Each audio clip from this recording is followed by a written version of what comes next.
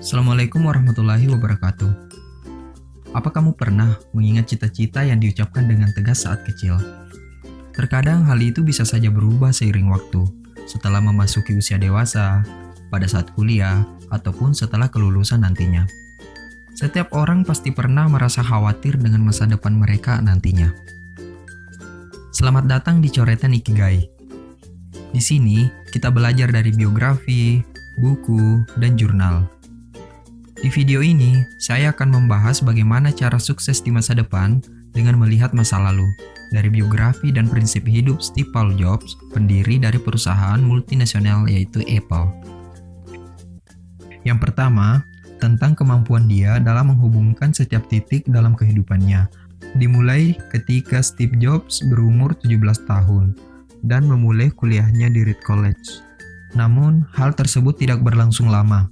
Setelah 6 bulan kuliah, dia memutuskan untuk drop out dari kampus.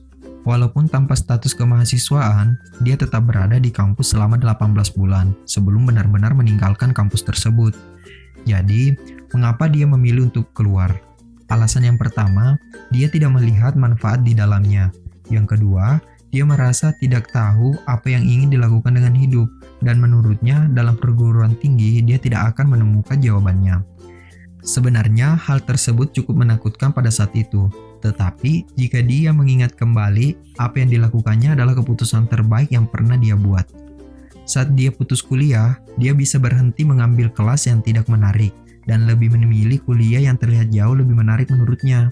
Di titik itu ia belajar bahwa apa yang dia lakukan dengan mengembangkan rasa keingintahuan dan intuisi ternyata saat ini menjadi sangat berharga.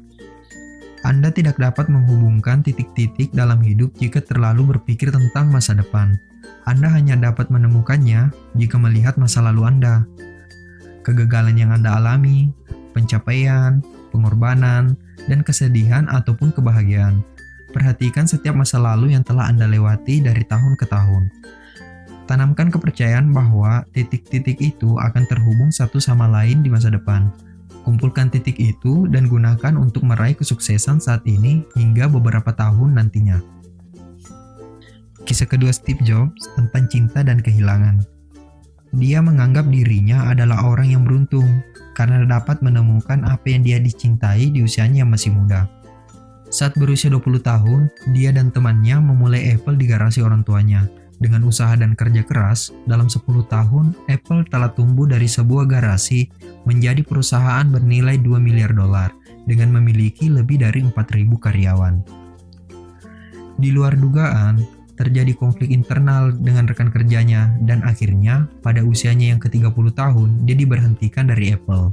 Dan merasa apa yang menjadi tujuan hidupnya justru hilang saat dia di usia dewasa.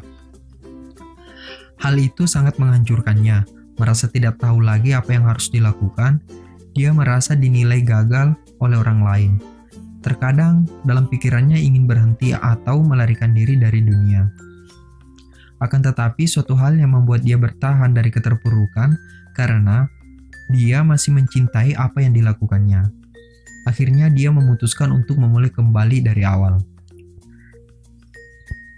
Segala sesuatu yang terjadi pada dirinya membawanya pada periode paling kreatif dalam hidupnya.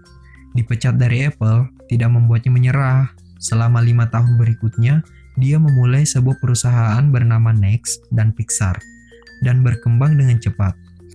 Salah satu terbitan dari perusahaan studio animasi tersebut adalah film Toy Story, yang telah sukses pada tayangan perdananya.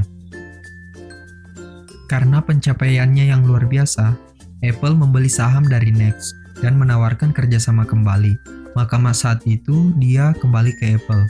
Perusahaan teknologi yang dikembangkannya adalah jantung kebangkitan Apple saat ini.